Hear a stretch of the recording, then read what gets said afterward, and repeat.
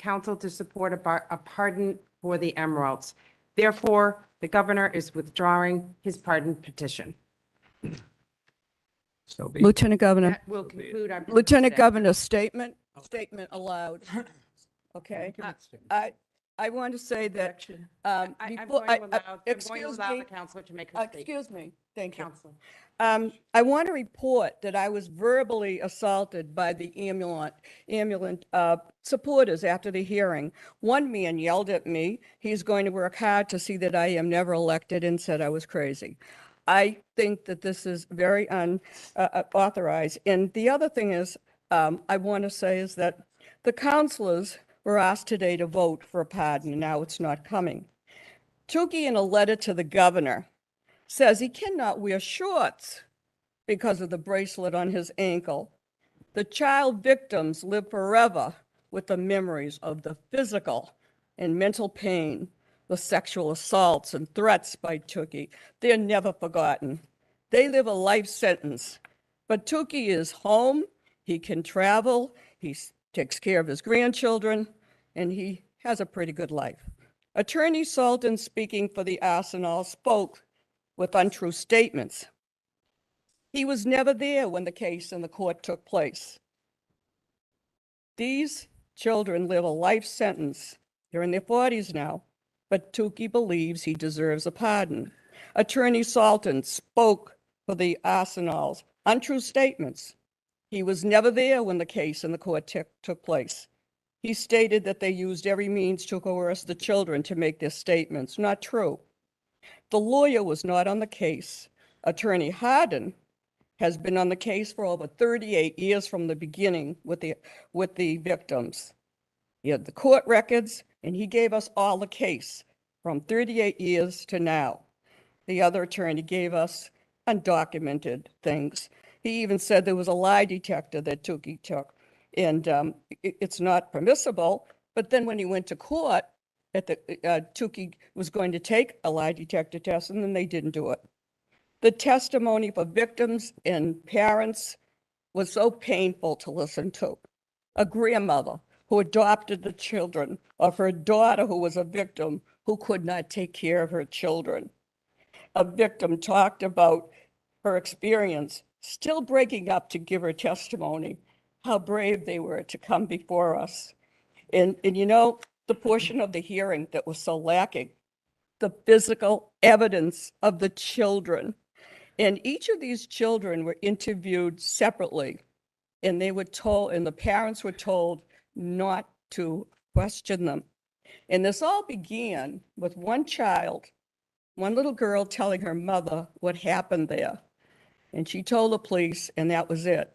All the children were interviewed separately, and yet so many told the same story, especially about the camera with Cheryl and Tukey. And they talked about the camera with the red light, and this is the old days, and the picture would come out. And this was pictures, and it's hard, I can't even talk about the graphics of it, of what they had taken their clothes off, and they were doing things with Tukey, and unmentionable, and that was all. That's child pornography. And in those days, child pornography had to be mailed, and we didn't have digital. The big mistake was we don't have the pictures because the police didn't go into Fells Acre till after the family were arrested 3 weeks later. So that's where it goes. But I mean, these people live it every day. And when you think of that 4-year-old boy who was probably 44 now, and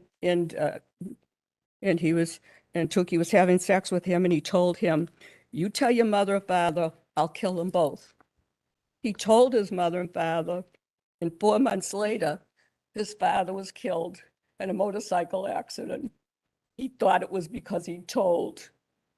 And he had years of going to psychiatrists for it because he felt that Tukey killed his father, and now he's going to kill his mother. I could go on with so many others, but that was what was absent. But to listen to the testimony of Attorney Sultan was so painful to me. My friend's daughter was sexually assaulted. She's 41 years old. They didn't come They don't want them to be in the media. They've gone through enough. But when I see a victim before us, and she had someone beside her to give her a little confidence, this is wrong. And to pull a pardon, that's unacceptable.